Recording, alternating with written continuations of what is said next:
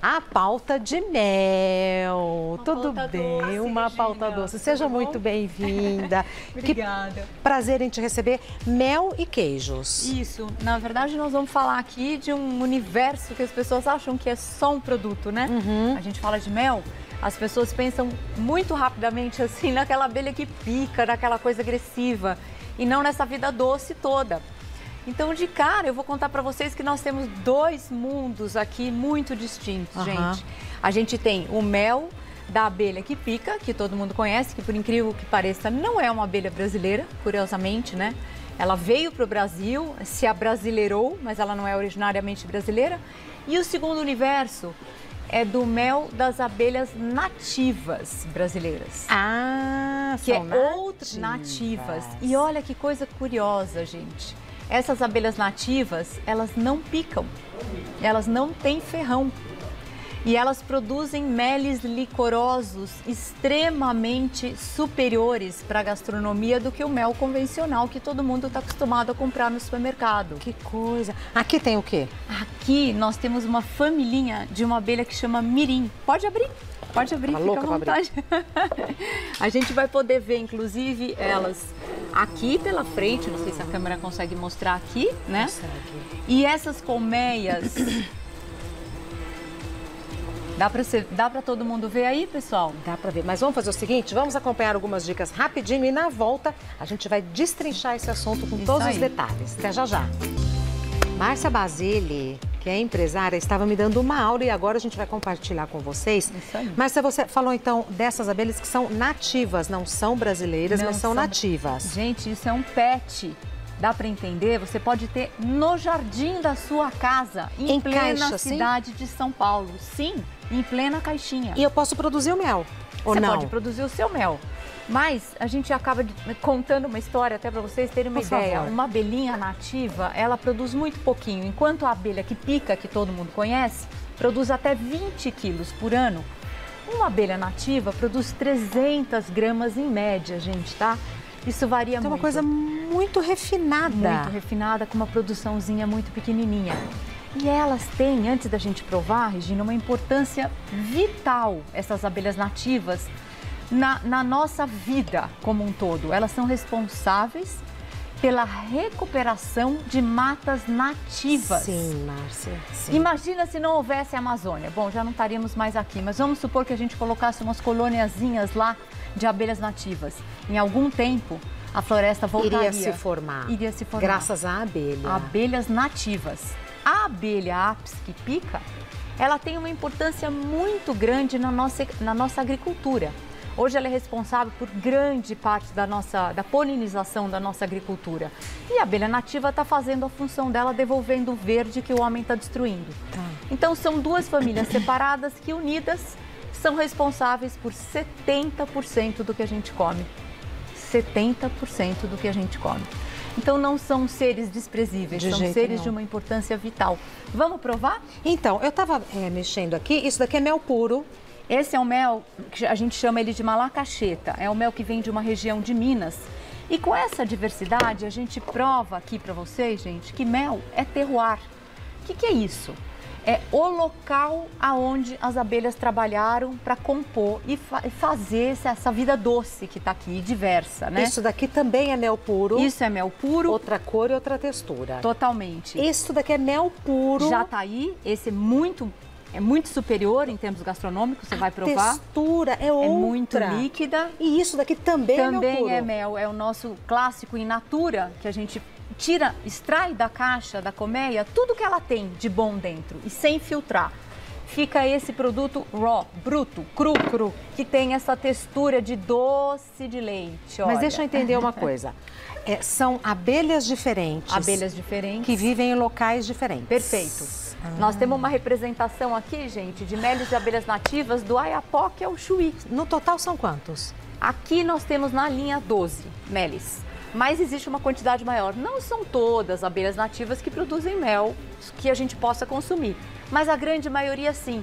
E até nós que estamos trabalhando nisso já há quase 10 anos, a gente está nos surpreendendo diariamente, descobrindo sabores novos, né? Tá. Mas você me falou de 300? 300 abelhas, espécies 300 de abelhas nativas.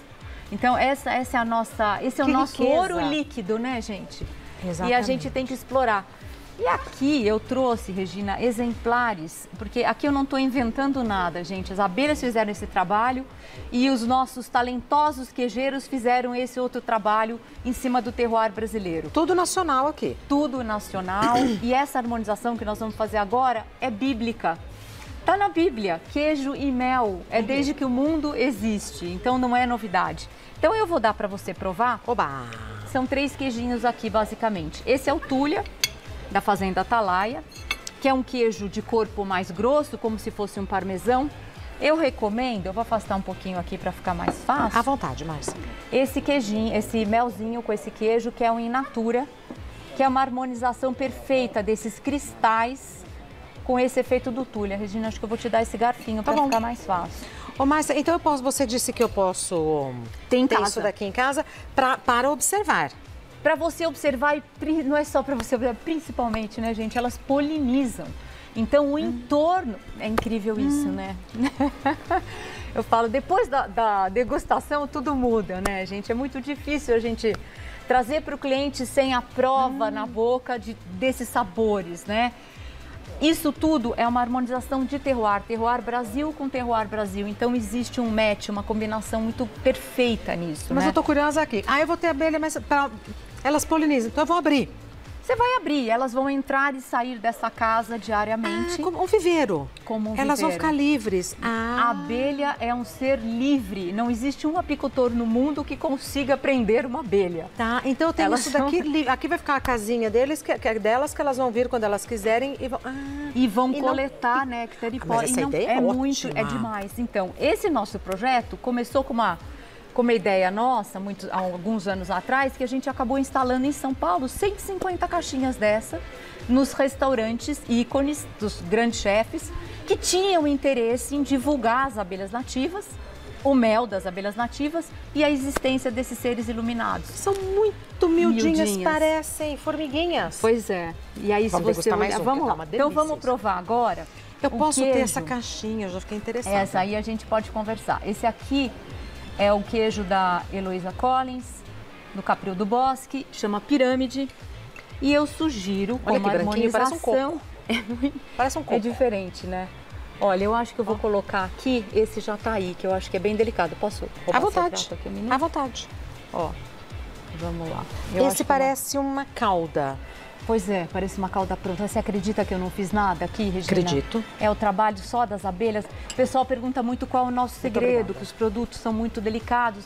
O segredo é não intervir, não fazer nada, respeitar as abelhas, coletar o mel, invasar e vender verdade. Essa é a forma da gente... O que você achou? Gostou? O queijo é um espetáculo e o mel é divino. Que bom. Eu fico contente porque esse é um prazer que a gente tem muito grande, que a gente quer passar para o consumidor, né? E por último, nós temos aqui... Já venho para provar o último. Tá bom, tá bom. Uma coisa que eu não sei se vai dar tempo de você explicar, mas eu fiquei muito curiosa. Como que a abelha, se eu soltasse as abelhas, elas iriam formar uma vegetação? Por que a importância delas é tão vital? Não sei se é possível explicar, mas eu já preciso ir, já vem. Tá, então... Márcia, ai que delícia! É uma experiência diferente. Muito. E é uma coisa que você pode fazer em casa para receber teus amigos, assim, com uma diversidade de meles, com uma diversidadezinha de queijos e fica uma delícia, né? É uma forma muito carinhosa de receber, né? E muito saborosa. Eu vou te oferecer agora... E muito saudável, né? Principalmente. Saudável. Eu vou te oferecer agora esse queijo que é do norte de Minas, que parece um melado até. Ele parece até que ele tem uma liga. Que ele tem uma liga, exatamente. Vou te dar um pedacinho pequeno. Ele é bastante contundente na boca. Então, aí você me dá a sua opinião. Tá. Então, esse queijinho é da Rima e ele tem essa texturinha que vai, ao longo do tempo, ficando cada vez mais molinha. Nossa. E o malacacheta é um mel bastante interessante, que expressa muito a região do norte, né, de Minas. O queijo é um creminho. Então, essa variedade, gente, é quase infinita nesse universo. Olha o que as abelhas são capazes de fazer. E o mais incrível, a gente define o mel pelo local. elas nunca repetem, Regina. Aquilo que elas fizeram o ano passado, elas não vão fazer no ano seguinte. Mentira. Verdade. Então eu Produção única. Produção única. Então eu falo, cada vidrinho desse, gente, é único. É um trabalho de abelhas durante um tempo grande do ano. Uma safra. Uma safra única que você vai ter o prazer de degustar naquele momento, que não se repete. Então, essa variedade e esse... Que riqueza, Márcia do céu. Que depende muito do local onde elas estão inseridos. Então, quando as pessoas me perguntam, Márcia, eu quero comprar um mel de laranjeira, eu falo, ai, não façam isso. Por uma razão muito simples, gente. A abelha que produz o mel dentro de uma plantação de laranja está inserida numa monocultura, que normalmente temos o quê? Alguns veneninhos ali. Isso não é legal nem para a abelha, muito menos para o ser humano. Então, a abelha que trabalha bem é a abelha que trabalha no meio da natureza, a que coleta um mel que a gente chama de silvestre. Nós não estamos aqui falando que o nosso é melhor ou pior. A gente sempre lembra, conheça o seu produtor. Saiba como o seu produtor trabalha, como ele respeita o trabalho da cadeia como um todo. Então, ele é inserido na cadeia. Ele é inserido ele na não cadeia. interfere. Eu vou pôr mais mel. Por favor, para mim, fazendo fica favor. à vontade. Pode pôr qualquer um, pode ser o mesmo. Eu vou colocar um mel muito diferente aqui, Oba. Gina, que é um mel com óleo essencial de amêndoa. Ele parece muito. Então, aí não é mel puro, é mel temperado. Não é temperado. É uma liga muito especial. Eu acho que nesse momento aí eu estava bem inspirada, porque a união de mel com óleo essencial não é uma coisa comum, não existia no Brasil. E a gente conseguiu um efeito... Vamos ver, a Regina vai falar. Não. É muito diferente, né? Você sente o mel, ao mesmo tempo vem aquele gostinho das amêndoas. E vem um aroma. É isso, mas gente, não é aroma químico. O óleo essencial, ele é uma extração natural da planta. Então, ele é um processo físico. Então, nós não estamos colocando aqui química nenhuma, muito pelo contrário. A gente trabalha sempre com tudo que é muito natural. Você conhece isso? Claro. Lembra muito a infância da gente? Isso que eu ia falar, quando eu era criança, eu tinha na feira. Eu vou deixar você fazer uma pornografia aqui.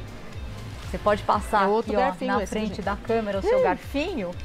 Peraí, como que passa? Ah, o jeito que você tiver vontade. Isso é livre. Vê se você está conseguindo, senão eu pego uma colher para você. Quando a gente era criança, a gente fazia furinhos assim, ó. Então, ai, que gostoso! Essa é a ideia. E aí ficava mastigando isso, que é uma cerinha. Que é, inclusive, essa brincadeirinha da cerinha, gente, é o que limpa a boca da gente sem a gente ter que visitar tanto o dentista, porque ela tem esse poder antibacteriano, né? E ela vai ficando uma cerinha gostosa? Isso. Não pode engolir, né?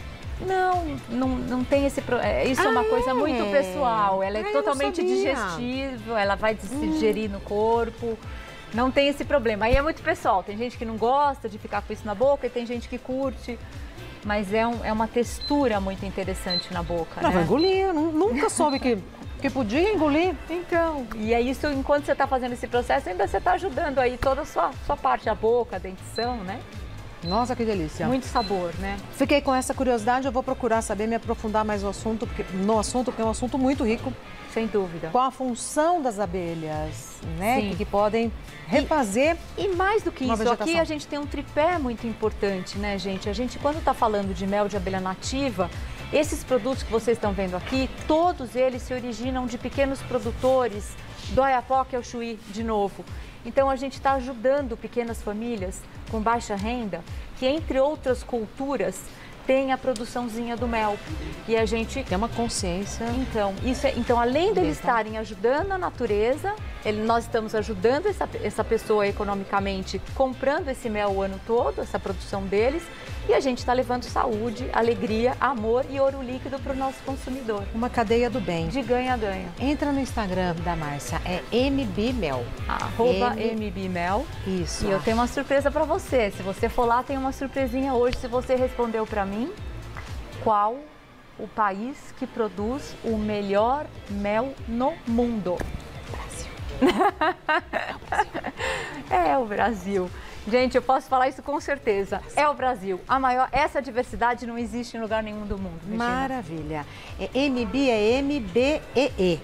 MBEE-Mel, @MBMel. É isso. Muito obrigada. Eu que agradeço, de verdade, essa oportunidade da gente falar da nossa paixão no fundo do coração. Parabéns, muito obrigada. Obrigada a você, Até viu? breve.